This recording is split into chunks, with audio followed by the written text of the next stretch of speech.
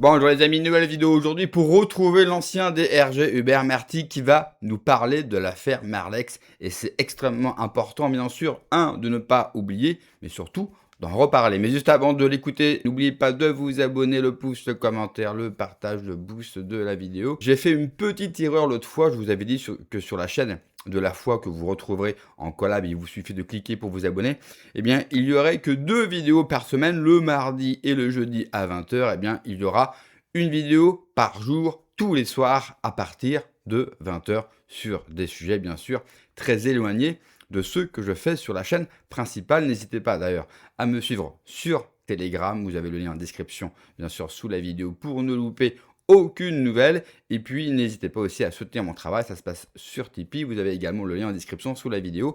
On l'écoute et on en parle juste après. Engagé, à mon sens, au niveau éthique, au niveau politique, à partir de cette affaire Bérégovoy, pour moi, elle est très importante.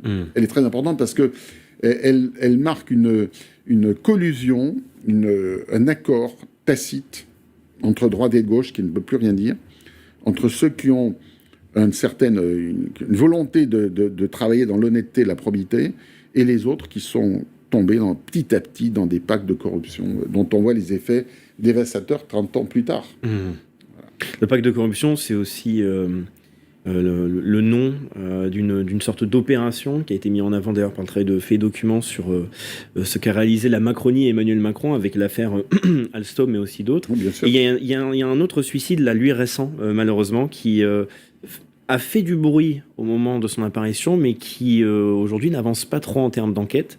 C'est le cas Olivier Marleix. Est-ce que pour vous, il y a un parallèle à faire avec l'affaire Bérégovoy en termes de thématique? Oui. Vous avez votre regard? Oui, mais bien sûr. Personnellement, je suis comme les habitants de la ville d'Annette dont était maire Olivier Marleix. Je ne peux pas croire une seconde. Parce qu'on rappelle qu'il allait sortir un ouvrage sur la corruption de la Macronie, et on l'a retrouvé pendu en caleçon avec son téléphone. Avec son téléphone. Ses lunettes aussi. Voilà. Pendaison incomplète, comme on dit, etc. Évidemment que cette affaire, elle rappelle l'affaire Bérégovoy par certains aspects. Je pense que Marleix était un garçon courageux. Il était indépendant. Il avait dénoncé violemment le scandale Alstom, mais aussi Alcatel, le bradage d'Alcatel.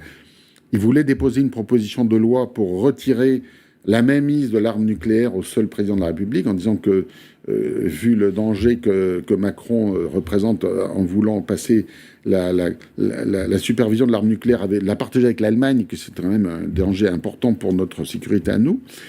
Il avait des idées, c'était un type brillant, qui avait un patriotisme avéré. Comment on peut croire que ce gars-là se suicide alors qu'il prépare son 2e livre, qu'il a des idées qui sont positives pour le pays? On ne peut pas croire un instant au suicide de M. Marleix, c'est pas possible. Mais on observe, hélas, les mêmes réactions que pour Bérégovoy. Une presse qui n'est pas très curieuse, une justice qui est plus que timide, des enquêteurs qui ne peuvent pas enquêter, qui ne peuvent pas faire leur travail, alors que si on mettait tout ça bout à bout, les conclusions sur place, l'autopsie, interroger l'entourage, voir les derniers témoignages, voir ce que faisait la victime, où est-ce qu'il en était dans ses actions politiques engagées. On verrait bien que, tant pour Bérégovoy que 30 ans plus tard pour Olivier Marleix, aucun élément ne va conforter la thèse du suicide. C'est absolument impossible. Nous avons des éliminations politiques. Et alors, moi, je ne m'engage pas sur Marleix, d'autres le feront à ma place. Moi, je préfère travailler dans la perspective historique d'événements qui se sont passés il y a 30 ans et dont j'ai connu les protagonistes. C'est ça qui est intéressant, c'est quand vous avez connu la personne, l'entourage, la victime, que vous pouvez faire des corrélations, que vous avez des confidences. Moi, je ne connaissais pas personnellement Olivier Marleix, ni son entourage. C'est à un journaliste, un policier ou un magistrat de le faire, en se reposant un peu sur ce que j'ai fait moi pour Bérégovoy, s'en servir pour dire qu'est-ce qu'on fait avec cette histoire de M. Marleix. Il n'est pas possible qu'on laisse cette mort subite dans l'histoire d'un suicide, alors qu'il avait tellement de projets. Quand on fait un bouquin et qu'on a des propositions pour améliorer les fonctionnements des pouvoirs publics, on n'est pas suicidaire du tout. Ouais. C'est pas possible d'accepter ça. D'accepter. Donc là, c'est potentiellement un autre secret d'État. On arrive aux dernières questions, parce que Ouais, le temps passe vite. Je n'ai pas répondu à beaucoup de vos questions. Non, si. Et en plus, on invite surtout à lire, Face à l'État profond, le tome 1, le tome 2 qui va arriver, parce que voilà, c'est riche en histoire, et je pense qu'il y a de nombreux parallèles à faire. En plus, il va y avoir une culture historique importante. Donc là, on parle de secret d'État, et c'est vrai que là, on va dire, ces dernières années, on est dans un certain contexte où quand on porte le regard vers les États-Unis, on a vu beaucoup d'espérance, on voit beaucoup d'affaires d'État qui apparaissent, et aussi de l'espoir qui était porté envers l'administration Trump, que ce soit par exemple l'affaire Epstein ou autre, où on espérait de grandes déclassifications. Alors le système n'est pas le même, il n'y a pas le même fonctionnement aux États-Unis qu'en France, sur le droit à l'information et le fait de pouvoir déclassifier des documents. Mais on parlait du renseignement au tout début de l'entretien, le fait de tout savoir, même si, selon vous, les compétences vont peut-être un peu diminuer. On sait que normalement, on est censé avoir un excellent service de renseignement en France, qui doit avoir de nombreuses informations sur de nombreux secrets d'État. On peut espérer que s'il y a un prochain président ou une présidente, soyons inclusifs, qu'il puisse y avoir un désir de vouloir sortir des affaires. Selon vous, pour terminer un peu sur cet aspect du renseignement, si on part du principe que les informations sont là, elles sont peut-être dans des archives ou autres, quels sont les secrets d'État les plus importants qu'il faudrait mettre en avant s'il y avait la possibilité de sortir des documents pour mettre de la lumière sur des affaires qui sont peut-être même des affaires pas connues, selon vous, les plus importantes affaires d'État qui représenteraient la grande trahison française et exposeraient même la corruption sous son jour le plus important, le plus clair, qui pourrait vraiment avoir un impact important sur la population. Moi, je pense qu'au niveau compétences et information, que ce soit la DGSI ou la DGSE, je pense que ce sont des services qui sont au niveau de ce qu'on peut attendre pour un pays comme la France. Je crois que ce soit au niveau technique, ils sont assez opérationnels. Peut-être au niveau humain, il y a toujours des progrès à faire, mais je ne pense pas que ce sont des services qui soient pris au dépourvu. Je crois que la compétence, la qualité, elles y sont.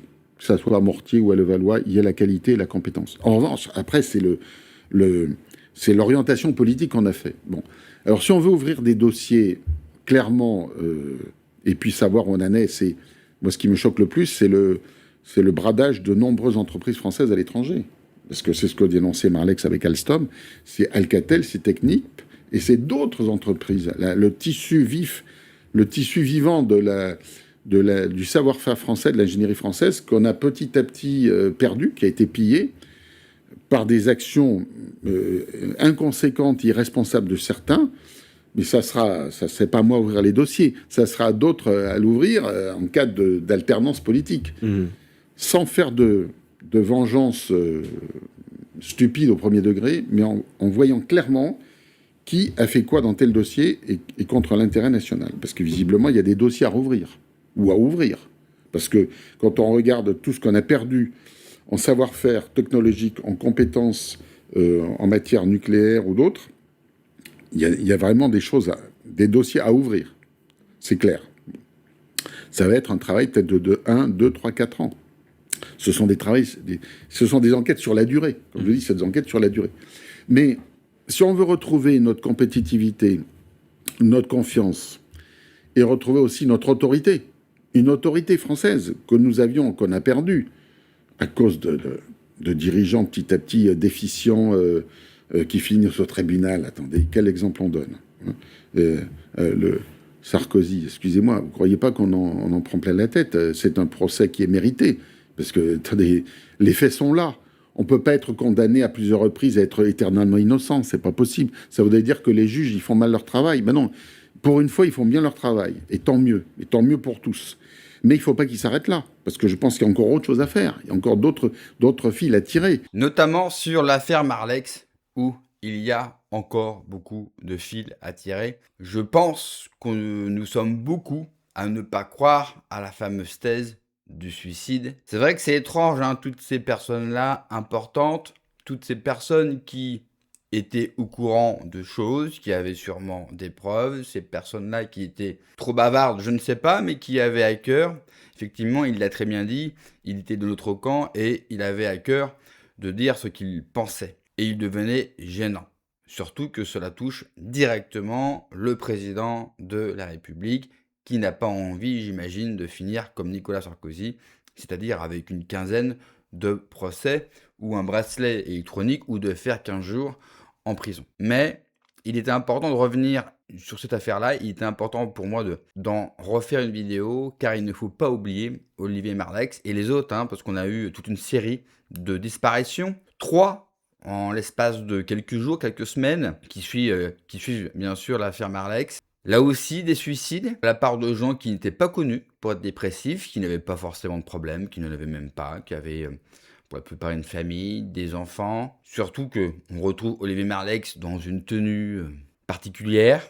Et on imagine mal cet homme finir en slip, que vous vous pendez, d'accord, en slip et totalement débrayé. Je ne pense pas que...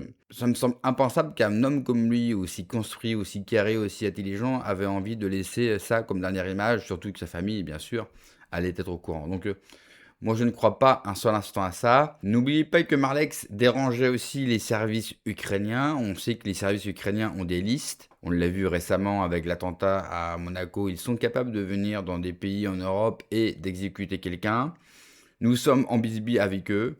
Donc, il y a une grande possibilité pour que la France soit à utiliser ses propres barbouzes, chose qu'on fait de manière régulière, soit utiliser, bien sûr, un service tiers pour s'enlever toute responsabilité. Par la suite, nous avons eu, bien sûr, la sortie de son livre, où au final, eh bien, on n'y retrouve pas grand-chose. Comme si que le livre avait été vidé de toute sa substance. Parce que si vous écoutez Olivier Marleix, qui avait déjà commencé à en faire la promotion, il devait révéler beaucoup de choses. Et surtout, ce qui était troublant, c'est que suite à l'annonce de la mort d'Olivier Marleix, 48 heures après, son éditeur, eh bien, communique sur le fait qu'ils ne sortiront pas le livre, et le livre finit par sortir. Et puis, vous l'avez sûrement vu, sûrement entendu, vous avez son frère qui a pris la parole, on a aussi les retours de la famille, et aucun d'entre eux ne croit bien sûr à l'hypothèse du suicide.